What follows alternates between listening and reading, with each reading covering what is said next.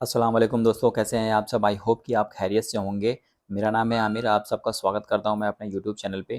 تو دوستوں آج اس ویڈیو پہ میں بات کرنے جا رہا ہوں، بہت ہی خوبصورت سی ویڈیو ہے دوستوں۔ یہ ہے اللہ کی رحمت کے بارے میں۔ اللہ کی رحمت جو ہے وہ اتنی بڑی ہے کہ اس سے ہمیں کبھی مایوس نہیں ہونا چاہیے۔ ہمارے اوپر جو ہے اللہ جو ہے ہمیشہ امتحان کے شکل میں کئی سارے مصیبتیں، کئی سارے پریشانیاں بھیجتا رہتا ہے، لیکن جو ہے ہمیں اللہ کا ہمیشہ شکر ادا کرتے رہنا چاہیے اور اللہ کی رحمت سے کبھی بھی جو ہے غافل نہیں ہونا چاہیے، کیونکہ اللہ کی قدرت بہت بڑی ہے۔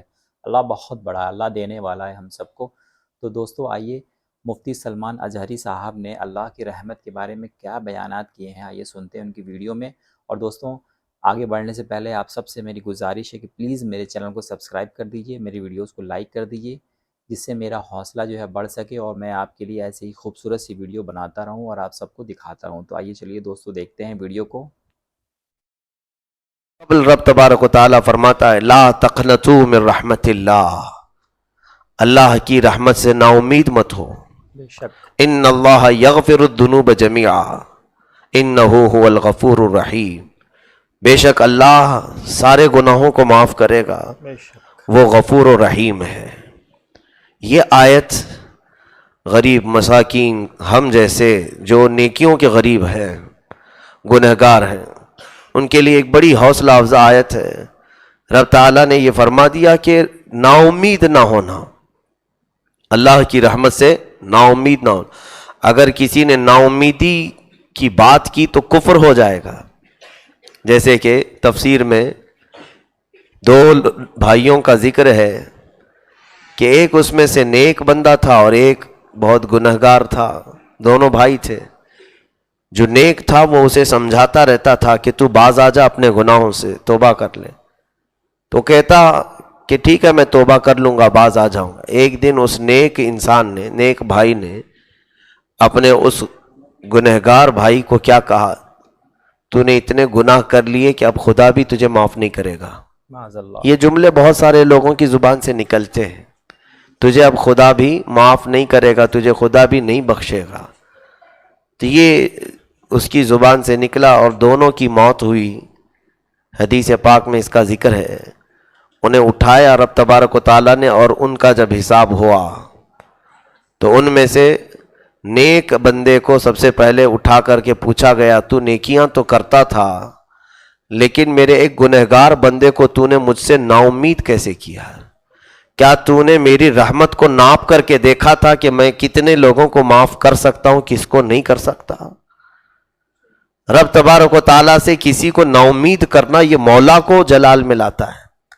اللہ رب العزت نے صرف اس جملے کی وجہ سے اسے جہنم میں ڈال دیا۔ یا اللہ، یا جو نیک تھا، آلریڈی نیکیاں کرتا تھا، لیکن اس نے کہا کیا اللہ بھی تجھے معاف نہیں کرے گا۔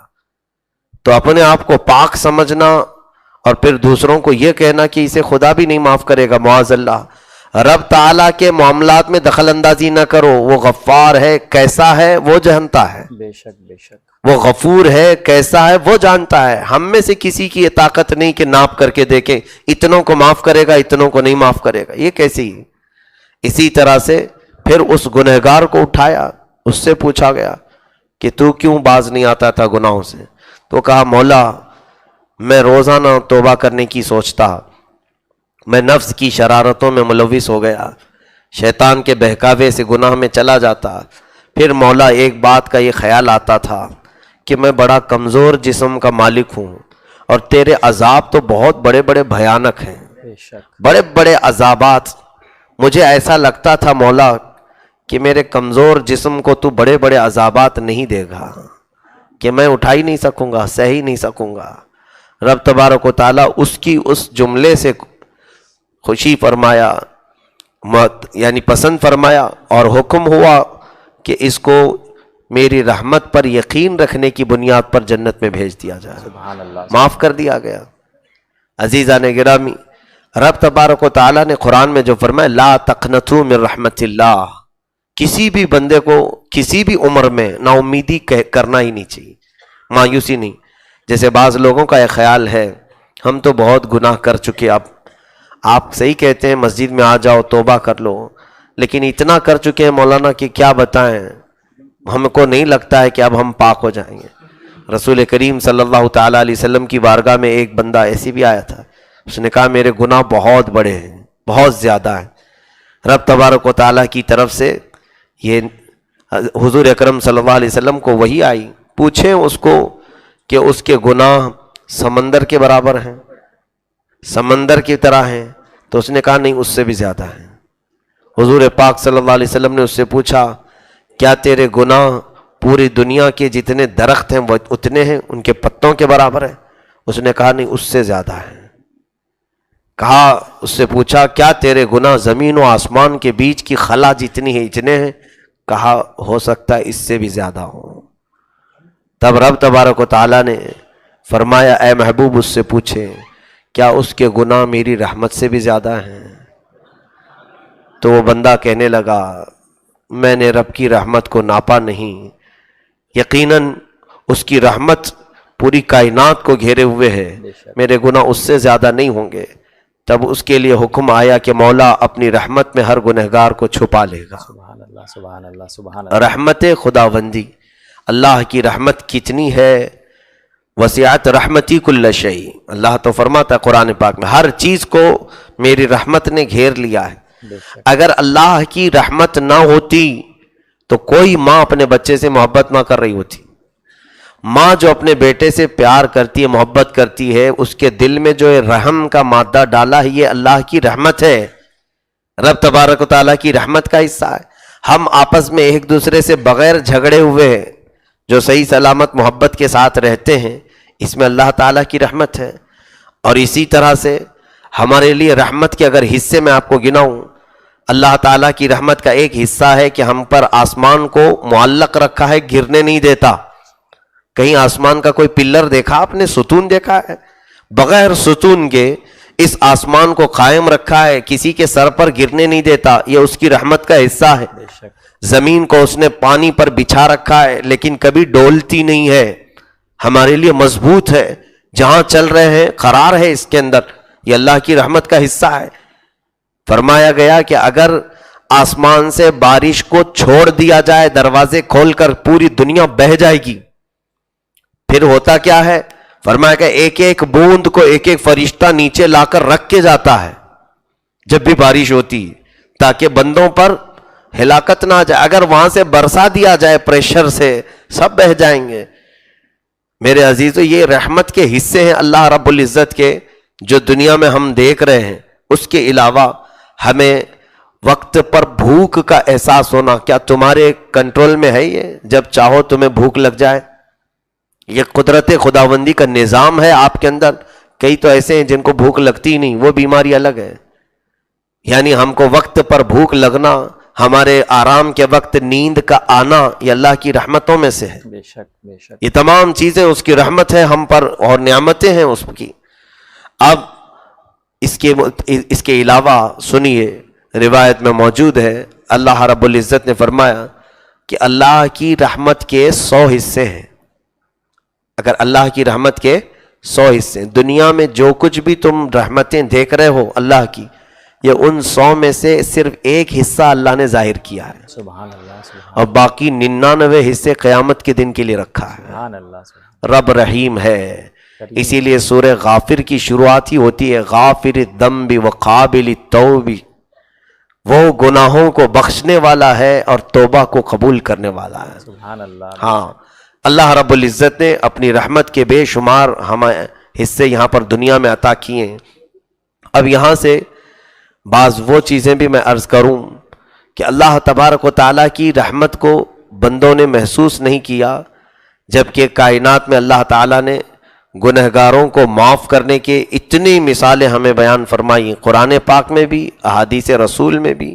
کیسے کیسے بڑے سرکش تھے, گنہگار تھے, عصیاں شیار تھے, کبھی کبھار تو معاف کر کے اتنے اوج پر پہنچایا کہ انہیں اپنی ولایت کا مقام عطا کیا. تو لا تقنطوا من رحمت اللہ, اللہ کی رحمت سے نا امید مت ہو. جو بات میں کہنے جا رہا تھا وہ یہ تھی, بعض لوگوں کی یہ جو شکایت ہے کہ ہم بہت غلط کاموں میں پڑے رہ گئے, اب پتہ نہیں ہم صحیح ہو پائیں گے یا نہیں. ایسا خیال بھی نہ آنے دیں, بلکہ یہ خیال شیطانی خیال ہے. شیطان تمہارے دماغ میں یہ ڈالتا ہے کہ تم اب بہت گناہ کر چکے ہو، کائے کو توبہ کرو گے، چھوڑو جیسے ہیں ویسے ہی رہنے دو۔ اور کبھی کبھار کیا ہوتا ہے، توبہ کر کے بندہ صحیح ہونے لگتا ہے تو اس کو کچھ زیادہ مشکلات اور پریشانی آنے لگتی۔ جب آوارہ تھا تو کوئی کچھ بولتا نہیں تھا، جب سدھر گیا تو تانے بہت دیتے ہیں، اچھا ہو گیا تو اسے ٹوکا بہت جاتا ہے، تو ایسا ہے ویسا ہے، تو ابلیس لعین اس کے دماغ میں خیال لاتا ہے، ارے وہی زندگی اچھی تھی، پہلے کی زندگی، اس میں تو خوش تھا، کوئی کچھ بولتا ہی نہیں تھا، یہ کیا ہے کہ اچھا ہونے کی کوشش کر رہا ہوں تو ہر کوئی ٹوک رہا ہے۔ میرے عزیزو، اب تمہاری یہاں پر ایمان اور تمہارے استقامت کا امتحان شروع ہوتا ہے، تمہارے ایمان کا یہاں سے امتحان شروع ہوتا ہے۔ جب تم اپنے آپ کو تبدیل کرتے ہو تو ایسے خیالات اگر آنے لگیں کہ پہلے والی زندگی اچھی تھی تو فوراً اعوذ باللہ من الشیطان الرجیم پڑھیں کہ یہ شیطان کی طرف سے خیال آ رہا ہے، ورنہ رب تبارک و تعالی تمہیں اپنے قریب بلانا چاہ رہا ہے، اس کی رحمتیں تمہارے انتظار میں ہیں۔ بے شک۔ اب اندازہ کریں اللہ رب العزت نے ہم پر جو رحم فرمایا، کس حد تک رحم فرمایا جانتے ہیں؟ پچھلی امتوں کے لیے ایسا تھا کہ وہ مرنے سے کئی سال پہلے توبہ کر لیں تو ٹھیک ہے، نہیں تو ان کو عذاب میں گرفتار کر لیا جاتا۔ یہ میرے آقا صلی اللہ تعالیٰ علیہ وسلم نے مہلت مانگی رب تعالیٰ کی بارگاہ، مولا میری امت کو توبہ کے لیے مہلت عطا فرما۔ تو ایک روایت میں یہ ملتا ہے کہ اللہ رب العزت نے فرمایا، اے حبیب، آپ کی امت موت سے 1 سال پہلے اگر توبہ کر لے تو میں ان کی گناہ معاف کر دوں گا۔ سبحان اللہ۔ موت سے 1 سال پہلے ہے۔ رسول کریم صلی اللہ علیہ وسلم نے عرض کیا، مولا موت کب آئے گی کسی کو اس کا اندازہ نہیں، 1 سال پہلے تک میری امت غفلت کی اگر شکار رہی تو اس میں اور تخفیف فرما دیں۔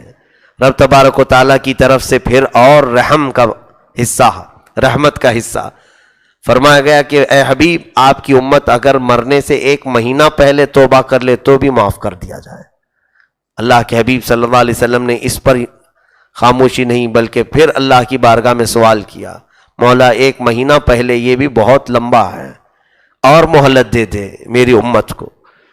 رب تبارک و تعالیٰ کی طرف سے تیسری مہلت یہ ملی کہ موت سے 1 دن پہلے توبہ کر لے، موت سے 1 دن پہلے توبہ کر لے۔ پھر میرے آقا صلی اللہ علیہ وسلم روتے رہے، مولا 1 دن پہلے بھی کسی کو خبر نہیں، یہاں تک کہ رب تعالیٰ نے ہم پر اتنی رحمت فرمائی اور آخر میں ارشاد ہوا، اے حبیب، موت کے فرشتے نظر آنے سے پہلے پہلے توبہ کر لے تو بھی معاف کر دوں گا۔ سبحان اللہ، سبحان اللہ، سبحان اللہ۔ اس وقت تک ہمیں مہلت دے دی گئی، موت کے فرشتے تمہیں نظر آ رہے ہوں، اس سے پہلے پہلے اگر تم نے اپنے پچھلے گناہوں سے توبہ کر لیا تو تمہیں پچھلے تمام گناہوں سے اللہ بری فرما دے گا، آزاد کر دے گا۔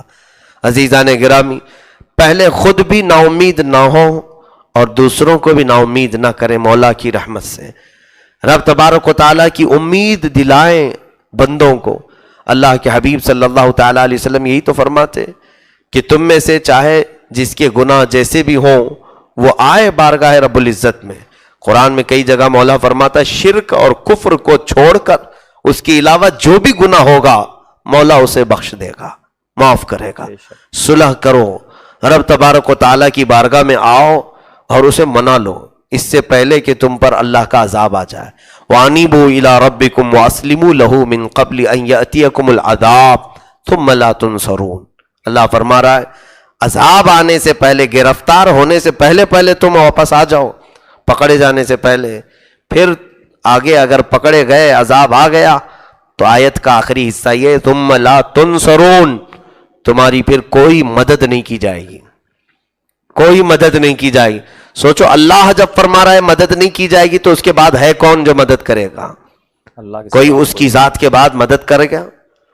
تو اس چیز کا خیال رکھیں کہ ہمیں پتہ نہیں ہے کہ ہماری زندگی کی کون سی رات آخری ہے۔ ہر رات ہمیں توبہ سے رات گزارنی چاہیے۔ صبح اٹھو تو توبہ کر کے اٹھو، اور اپنے زندگی کے شب و روز میں ایسی جگہوں پر جانے سے بچو جہاں تمہاری موت آئے تو سیدھا جہنم میں لے جانے کا سبب نہ بن جائے۔ ایسی جگہوں پر اپنا وقت نہ بتاؤ کہ وہاں پر تمہاری موت آئے تو پھر تمہیں عذاب کے ساتھ اٹھایا جائے۔